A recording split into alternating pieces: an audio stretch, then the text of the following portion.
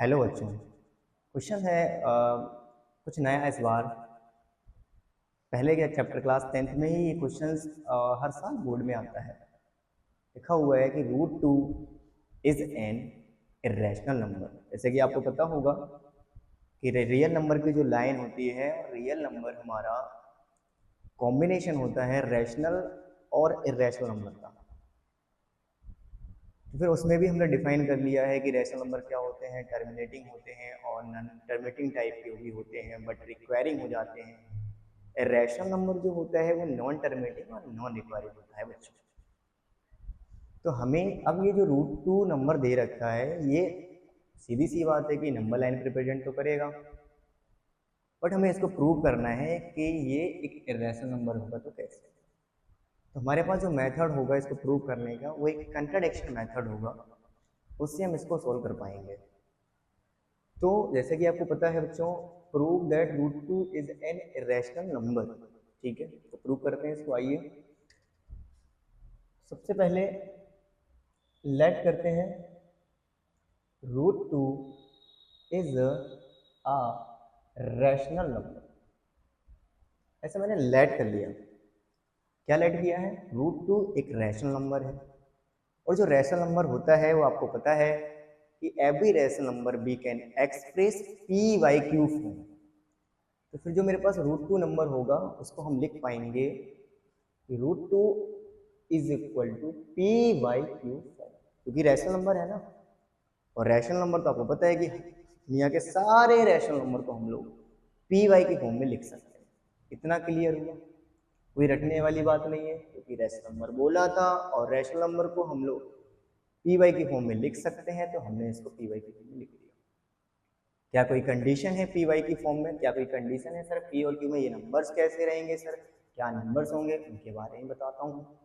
तो जो पी और क्यू नंबर्स होंगे मेरे, और दोनों ही यहाँ पे लिखता हूँ, पी और क्यू आर को प्राइम नंबर। नहीं आया समझ में भाई? नहीं आया समझ में कि ये को प्राइम नंबर क्या होते हैं?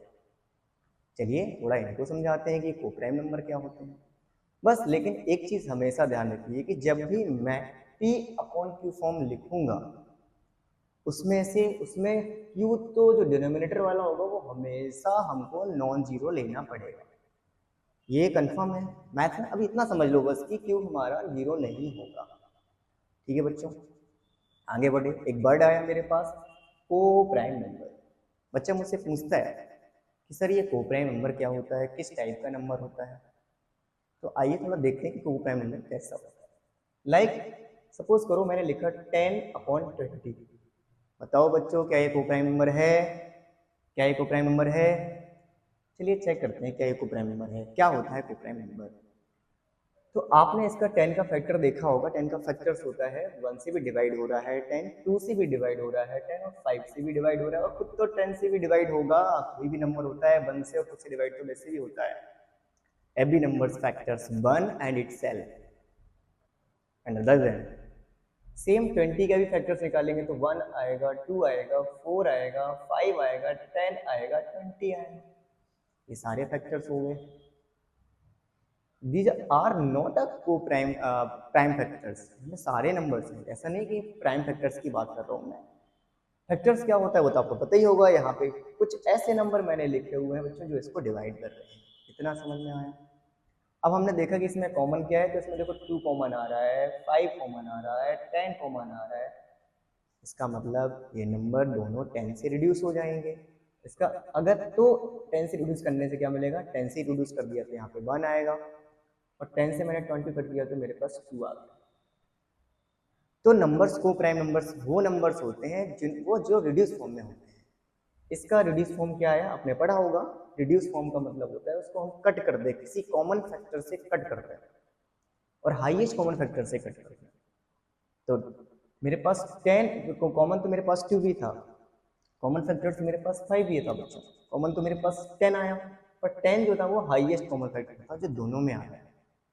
तो जिससे मैंने इसको डिवाइड किया 10 से, तो 1/2 आ गया मेरा। अब ये मेरा को प्राइम फैक्टर्स हो गया। तो सीधी सी बात है, को प्राइम फैक्टर्स का मतलब होता है दैट इज HCF जिनका कितना हो 1 हो। या फिर हम इसको ये भी लिख सकते थे कि वो तो मेरा रिड्यूस फॉर्म है। पी और क्यू कैसे हैं, पी और क्यू तुम्हारे रिड्यूस फॉर्म में लिखे हुए हैं, सीधी सी बात है। लोएस्ट टर्म में लिखे हुए हैं, रिड्यूस टर्म में बोल लो, लोएस्ट टर्म में बोल लो। क्या इतना समझ में आया? इतनी कंडीशन होगी, एग्जिट करेंगे। जैसे ही आपने रूट 2 को लेट करके पी वाई क्यू फॉर्म में लिया और पी वाई क्यू को आप देर एग्जिट, तो वहां पे क्या हुआ कि ऐसे पी और क्यू एग्जिट कर जाएंगे। किस टाइप के एग्जिट कर जाएंगे सर? को प्राइम नंबर टाइप के एग्जिट कर जाएंगे। को प्राइम मतलब ही बताया, जिनका एससीए 1 होता है, जो लोवेस्ट फॉर्म में लिखे रहते हैं ऑलरेडी, जिनका एससीए 1 आता है। इतना समझ में आया? ठीक है, अब आगे बढ़ते हैं। ये तो आपको क्लियर हो गया। चलिए, तो सर इसको सॉल्व करने का या कोई कौन सा मेथड सर है, कैसे प्रूव करेंगे इसको? तो जो मेथड हम लोग यूज कर रहे हैं, इस मेथड को बोलते हैं हम लोग कॉन्ट्राडिक्शन मेथड। कौन सा मेथड है? Contradiction method. क्या होता है कॉन्ट्राडिक्शन मेथड?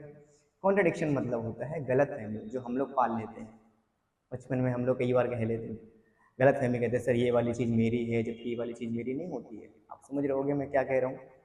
तो कॉन्ट्राडिक्शन का मतलब भी यही है कि हम लोगों ने क्या गलत फहमी ले ली यहाँ पे हम लोगों ने क्या मान लिया? हमने मान लिया कि रूट टू एक रैशनल नंबर है। देखते हैं क्या रैशनल नंबर आता है कि नहीं आता है मेरा रैशनल नंबर। हम इस पे ही काम करेंगे।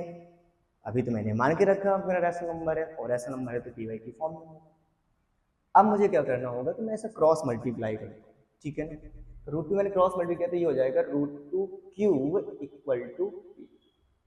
क्लियर हुआ भाई? क्रॉस मल्टीप्लाई किया तो क्यू का मल्टीप्लाई यहाँ से होगा, तो root two Q equal to P हो गया। अब हम क्या करेंगे, अपने में इसमें दोनों साइड स्क्वायर करेंगे बच्चों। कैसे हम एक स्क्वायर करेंगे? Both side squaring both side. चलिए, मैंने स्क्वायर कर दिया बोथ साइड। स्क्वायर करेंगे तो क्या होगा? रूट टू क्यू का होल स्क्वायर और इक्वल टू पी स्क्वायर आएगा। इतना समझ में आया? रूट टू का स्क्वायर क्या होगा? 2 हो जाएगा। क्यू का स्क्वायर क्या होगा? क्यू स्क्वायर होगा, और इक्वल टू पी स्क्वायर आ जाएगा। और इक्वल टू पी स्क्वायर आ जाएगा। क्या नोटिस किया आपने? पी स्क्वायर आ गया, यानी कि कोई नंबर किसी के 2 के मल्टीपल्स में आया है, 2 इंटू पी स्क्वायर आया है, इसका मतलब वो नंबर तो इवन हो गया। हम ये कह सकते हैं कि वो नंबर इवन हो गया। तो अगर कोई नंबर इवन होता है, लाइक दैट किसी नंबर का स्क्वायर, सपोज करके पी स्क्वायर इवन नंबर आया, तो क्या वो नंबर भी इवन होगा? सोचो जरा, सोचो और आप मुझे बताओ कि अगर किसी नंबर का स्क्वायर करने से वो नंबर इवन आया है, तो क्या वो खुद में नंबर इवन होगा? ये तो आपको बताना है, ठीक है? थोड़ा सा धैर्य चाहिए पढ़ने के लिए, थोड़ा सा मज़े से पढ़ेंगे, ठीक है? अभी तक तो मज़ा आया होगा, उम्मीद करते हैं। अब मैं क्या करता हूँ, इस 2 को मैं यहाँ पे डिवाइड लाता हूँ, तो क्या हो जाएगा मेरा? क्यू स्क्वायर डिवाइड करता पी स्क्वायर बाई टू। ऐसे लिख सकते हैं, ये दिक्कत है? ये दिक्कत सर, कर सकते हैं, इसमें क्या लिख सकते हैं? तो यहाँ पे मैंने क्या देखा, ये मेरा प्राइम नंबर है, 2 मेरा क्या है? प्राइम नंबर है। तो कोई प्राइम, यानी कि आपने क्या देखा? 2 डिवाइड्स पी स्क्वायर। 2 ने डिवाइड कर दिया पी स्क्वायर को, सही बात है, 2 डिवाइड कर रहा है पी स्क्वायर को। तो अगर कोई नंबर किसी इंटीजर के स्क्वायर को डिवाइड करेगा, अच्छा ये मेरे जो पी और क्यू थे वो को प्राइम नंबर से इंटीजर से, तो कोई 2 प्राइम्स किसी नंबर के स्क्वायर को डिवाइड करता है, लाइक दैट ऐसे 2 नंबर्स, और वो 4 को डिवाइड करेगा। 4 को हम क्या लिख सकते हैं? 2 का स्क्वायर लिख सकते हैं, यानी ये नंबर अगर इसको डिवाइड करेगा तो यही प्राइम उस नंबर को भी डिवाइड करेगा। इस थ्योरम से हम लिख सकते हैं जो इम्प्लाई 2 डिवाइड्स पी। सही बात है, 2 डिवाइड्स अगर पी स्क्वायर करेगा तो 2 डिवाइड्स पी को भी करेगा। सही बात है सर, यहाँ तो बिल्कुल सही बात है, आपको समझ में आ रहा है? लाइक देख सकते हो कोई नंबर लाइक 7 प्राइम नंबर है, और 7 अगर 49 को डिवाइड करता है तो फिर 7 को भी डिवाइड करेगा। मैंने बिल्कुल यही थ्योरम का यूज किया। कोई नंबर अगर उसके स्क्वायर को डिवाइड करता है तो वो नंबर उस नंबर को भी डिवाइड करेगा। तो 2 डिवाइड्स पी, 2 ने डिवाइड तो पी को कर दिया। तो अगर 2 डिवाइड्स पी को करता है तो फिर हम ये लिख सकते हैं क्या? p is equal to 2k। बिल्कुल सही बात है सर, ये कहाँ से आया? बिल्कुल समझ में नहीं आया सर, ये कैसे कर दिया? 2 डिवाइड्स पी को? अरे भाई जब 2 डिवाइड p को कर रहा है तो कुछ तो कुछ कांस्टेंट आएगा। लेट्स सपोज कांस्टेंट k आया तो p इक्वल टू 2 k आ गया, लिख सकते हैं।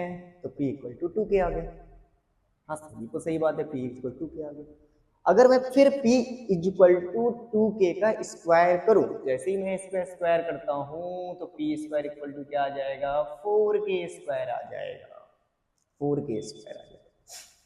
अच्छा यहाँ पे मैं लिख सकता हूँ कि जो मेरा p आया हुआ है वो 2k आ गया है। इसका मतलब मैं लिख सकता हूँ 2 डिवाइड्स p का मतलब क्या हो गया, तो 2 ने डिवाइड्स कर दिया, तो मैं यहाँ पे राइट कर सकता हूँ p is equal to 2k और 2 is the factor of p, ऐसा भी लिख सकता हूँ। जो नंबर डिवाइड करता है वो फैक्टर ही बन जाता है फैक्टर थ्योरम से। लाइक जैसे अभी मैंने लिखा था ना 20 के फैक्टर्स क्या क्या आए थे मेरे, 1 आया था, 2, तो फिर 2 भी फैक्टर्स था 20 का। तो मैं यहाँ पे लिख सकता हूँ फैक्टर थ्योरम से कि 2 is a factor of p। क्या ये सही है? बिल्कुल सही है सर, 2 फैक्टर बन गया, तो डिवाइड करेगा तो फैक्टर तो बनेगा।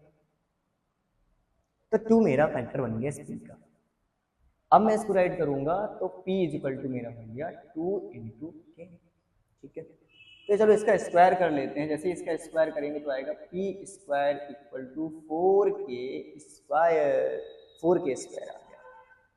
और वापस इस p स्क्वायर की वैल्यू को मैं अगर यहाँ पे पुट कर देता हूँ तो q square equal to p square, और इस p स्क्वायर की वैल्यू मेरे पास है 4k स्क्वायर बाई 2। वापस ही कैंसिल हो जाएगा तो मेरे पास आ जाएगा फिर, और Q square equal to 2k square आ गया। तो समझ आया? ये 2 कहाँ पे आएगा, डिवाइड में आएगा। जैसे ही डिवाइड में आया तो Q square by 2 equal to K square हो गया। क्या समझे इसका मतलब, क्या समझे इसका मतलब कि 2 डिवाइड्स क्यू स्क्वायर करेगा यहाँ से। फिर हमने देखा कि 2 डिवाइड्स कर रहा होगा क्यू स्क्वायर को, 2 डिवाइड्स क्यू स्क्वायर को। चलिए कोई नहीं, 2 डिवाइड्स क्यू स्क्वायर करेगा, पर देखते हैं। जब क्यू स्क्वायर 2k स्क्वायर आ गया मेरा, तो मैं यहाँ पे लिखा Q square upon 2 is equal to K square, ठीक है बच्चों। तो 2 डिवाइड्स कर रहा है मेरा, तो यहाँ पे लिखूंगा मैं 2 डिवाइड्स करेगा क्यू स्क्वायर को। सही बात है, वही अगेन वही कॉन्सेप्ट लगाया कि 2 डिवाइड्स अगर पी स्क्वायर करेगा तो फिर वही नंबर, वही प्राइम मेरा उस 2 डिवाइड्स क्यू को भी करेगा। इसका मतलब क्या समझे बच्चों, इसका मतलब सर ये समझे कि 2 भी फैक्टर बनेगा क्यू का। बिल्कुल सही बात है कि 2 भी फैक्टर हो जाएगा क्यू का, सही बात है, 2 भी फैक्टर बन जाएगा क्यू का। और जैसे ही 2 मेरा फैक्टर हो गया तो हम q को भी लिख सकते हैं 2 से l, ऐसा मैंने बोला, ऐसा तो मैं मान सकता हूँ। तो मेरा p भी 2k आया है, मेरा q भी 2k आया है, तो इसका मतलब p एंड q दोनों ही फैक्टर्स रखते हैं 2 के, दोनों के पास कॉमन फैक्टर मिल गया 2 का। हम यहाँ से लिख सकते हैं 2 is a factor p and q। But भैया हमारे p और q कैसे थे, को प्राइम नंबर। को प्राइम का मतलब क्या होता है, जिनका एचसीएफ 1 होता है, और एचसीएफ का मतलब क्या होता है, only factors 1, only factors 1। But मेरा फैक्टर्स क्या आ गया, 2 फैक्टर आ गया। But p and q are को प्राइम नंबर।